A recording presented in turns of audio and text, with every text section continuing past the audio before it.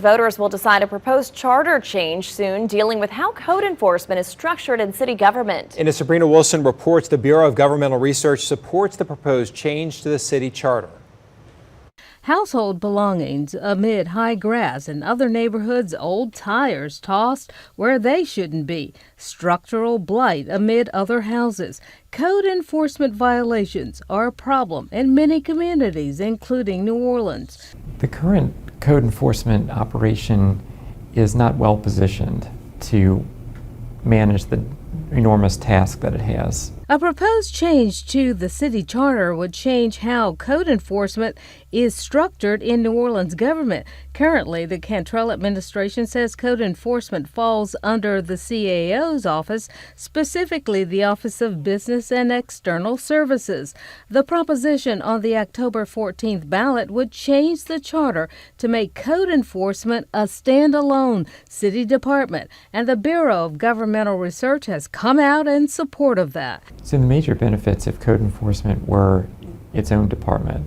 It would have its own director, it would have greater day-to-day administrative control, and it would have also greater transparency from a budget standpoint and also from an operational standpoint. Accountability would also increase. So this is a measure supported by the administration, introduced by City Council. We asked some residents about the proposition. It should be its own department. Yes, I will be voting yes.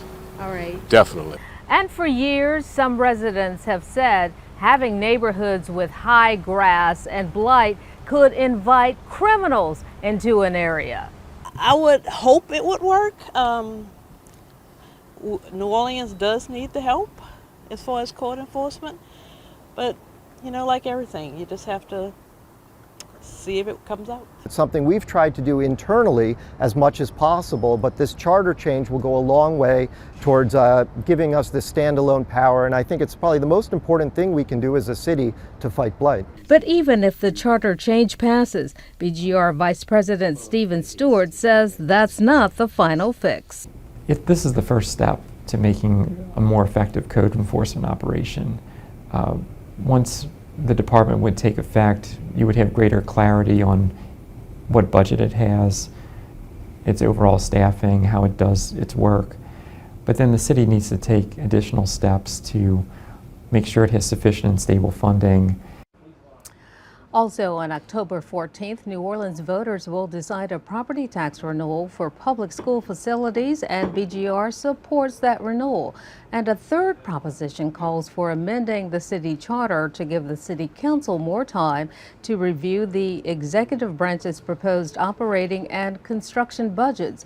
If passed, it would require all New Orleans mayors to submit those budgets to the council by October 1st rather than November 1st. BGR is in favor of that. Lee. All right.